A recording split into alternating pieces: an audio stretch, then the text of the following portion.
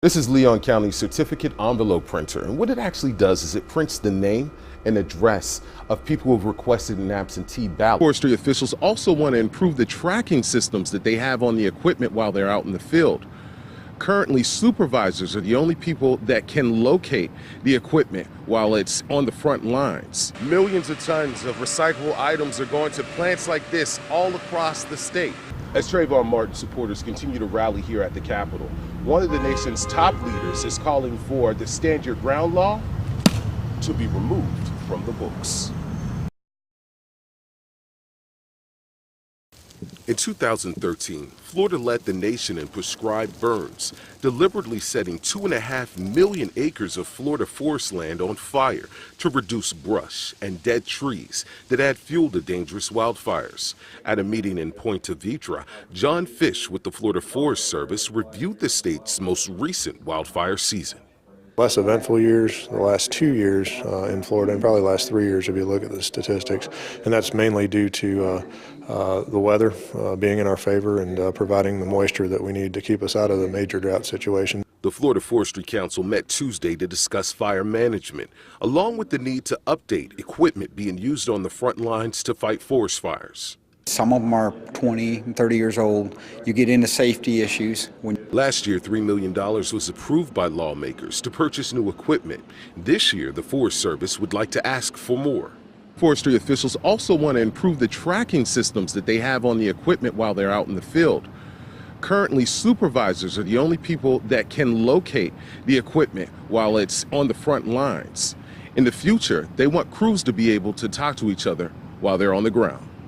And what we're looking to try to do is take it to the next step and now put it in the dozers as well. So that operator that's running, if John is operating a dozer and Lynetta is in another dozer, at night they don't see each other unless they're next to each other in those heavy woods. They don't know where they are, and it'll give them the ability to track each other as well and to watch out for each other, to better find each other, to deal with the safety issues of fire suppression when the conditions get pretty bad.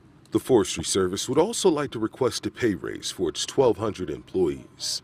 Last year, Commissioner of Agriculture Adam Putnam brought the idea to lawmakers and will likely try again next session to get it approved. The possibility of acquiring new state land in the next 2 years is also being considered by the state.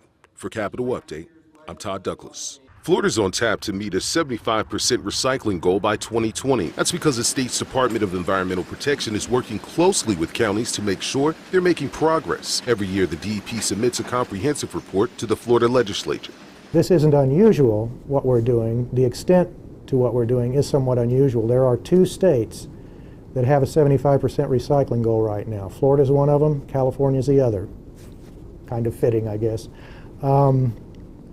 We count different things towards the recycling goals, but they are the highest state-level recycling goals in the country. This July, the DEP released county numbers for traditional recycling that includes cans, bottles, paper, and plastic. Leon County is number 9 on the list, and Carol Gentry says she's happy the state's old goal of 30% increase. She says it took hard work for her county to make it onto the 2013 top 10 list. Still a great increase, because in 2007 we were only at 26%, which did not even meet the state's goal of 30% by the year 2000.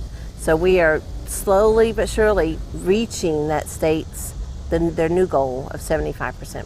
Another list that takes into account all types of recycling was also released. Included on that list are counties that have waste-to-energy facilities as a primary solid waste disposal method. This creates renewable energy and reduces the volume of waste sent to landfills. Hillsborough County tops the list at 73%, and Monroe County is in 10th place at 55%.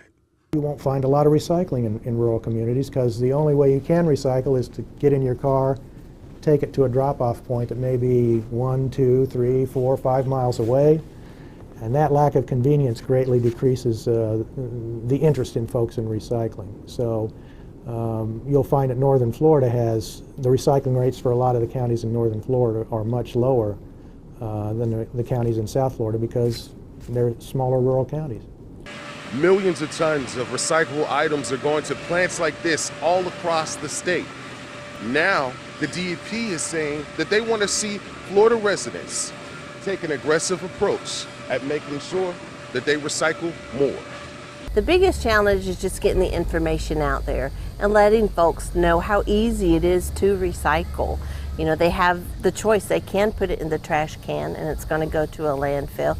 But if they take the time, put it in the recycle bin, that item's going to get recycled or reused into a new item.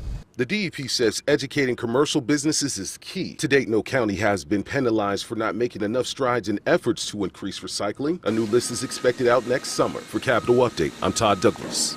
Florida supervisors of elections are waiting on lawmakers to redraw the state's congressional boundaries because it's those district lines that determine where a citizen votes and who they can elect to represent them in Congress. Duval County Supervisor of Elections Jerry Holland is working with other county supervisors to formulate a plan of action. What appears right now is we don't have time to do a special primary before the general election, and we can't do it on the day of the general election, because we've got, like in Orange County, he's got 5 congressional seats. Some would be running a general election, some would be now in a new primary. You would have different absentee ballots, you would have different voting systems. It'd be way too confusing for the voters. Jerry Holland wants voters to know absentee ballots will not be thrown out. If you voted absentee, there will not be another ballot sent before the primary. That is your live official ballot, and vote that one. And there is a possibility that there will be no changes for the 2014 election. Regardless, supervisors say they need time to execute any changes that are ultimately approved.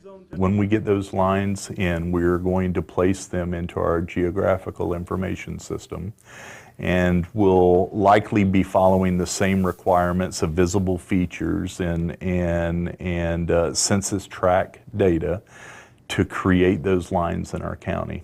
The next thing that we'll want to do is we'll want to nest our precincts within those congressional boundary lines. Seminole County is also among those that could be impacted by a new map. That county's election officer did not want to wait until a decision had been made. He traveled to Tallahassee to speak to lawmakers on the first day of special session. We're Florida. We need to make sure that everything that we do increases the trust in the process. Lawmakers asked him how their actions will impact his ability to run a smooth election. Michael Ertel urged them to keep veterans in mind. When I got my ballot in the mail as an overseas military voter, it was better than a letter from home. It wasn't a letter from home. It was an affirmation that we were being invited to take part in the process that we were overseas to defend. Supervisors of elections have until August 15th to give Judge Terry Lewis a recommendation on how to move forward with the election process. For Capital Update, I'm Todd Douglas.